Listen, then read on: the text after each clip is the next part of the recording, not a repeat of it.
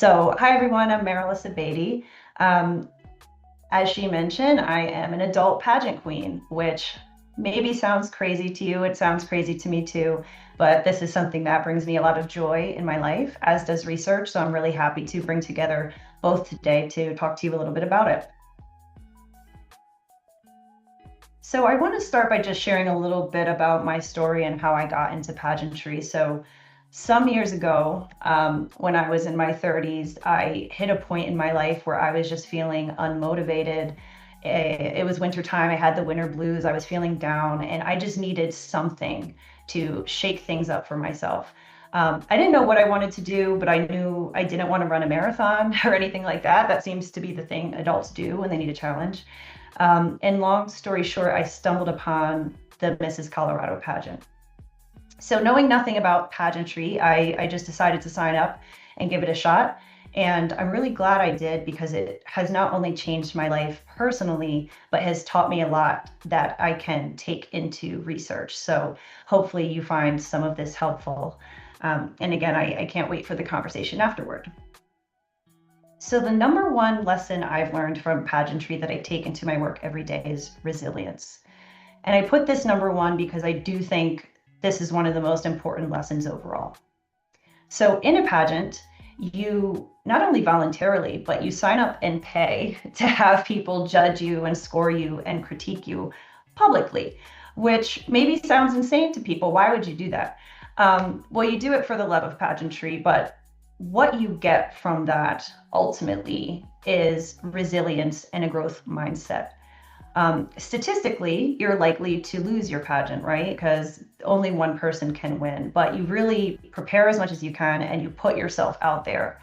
And you do it because you love it. And every time you don't win, you grow.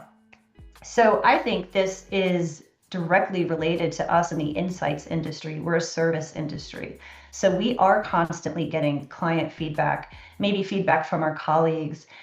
We put a lot of heart and work into proposals. We don't always win those. We may put blood, sweat, and tears into a deliverable that doesn't quite land with our clients.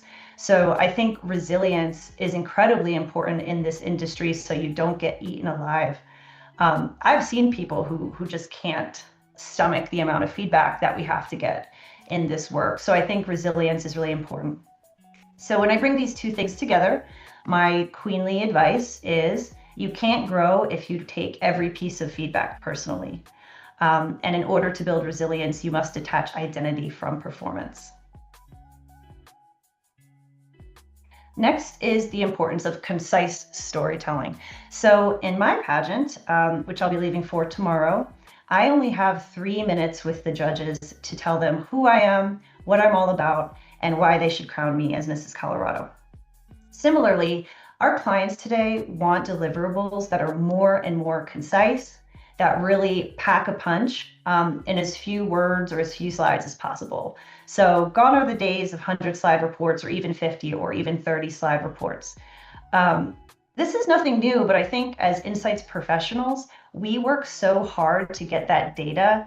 We love that data and we want to share all of it with our clients, but the problem is more data is not necessarily better. So we need to make sure that everything we deliver is clear, concise, and packs a punch.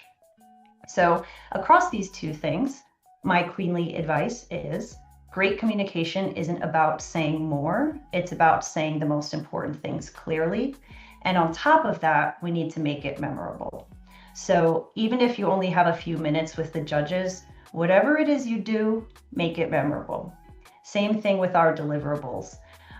We can be giving the most insightful insights, we can be giving the best recommendations, but if it's not memorable for the stakeholders across that organization, it's not going to go very far.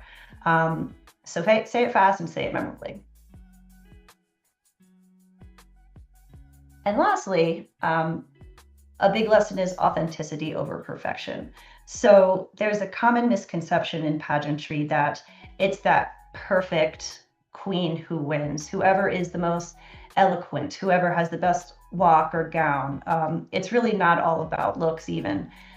Judges are really connected to those contestants who feel genuine and relatable. I have truly heard about women who haven't won because they're just too polished. So they can't make that personal connection with the judges, and they don't go that far.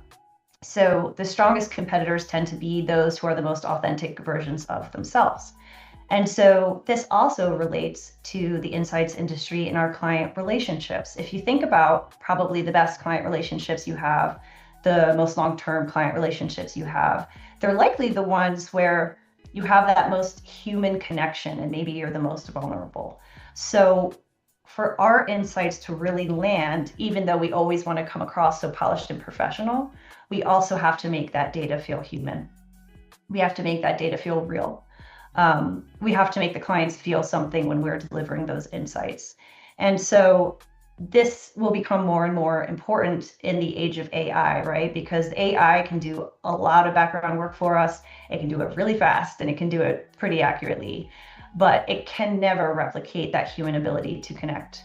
And so that's where we come in, and where we have to continue to allow ourselves to be vulnerable and open with our clients. Why is that important? Well, authenticity does a few things. One is, of course, it just makes a more reliable connection, but it builds trust with our clients. It gives that emotional connection to insights, and it also adds confidence to the story being told. So my queenly advice here is, as use of AI grows, the uniquely human role of researchers becomes even more important. We need to make insights feel human and meaningful. So those are my big 3 lessons. I could probably give you 15 more and talk about this all day, but I'm so interested to have the discussion and hear what you all have to say about the questions.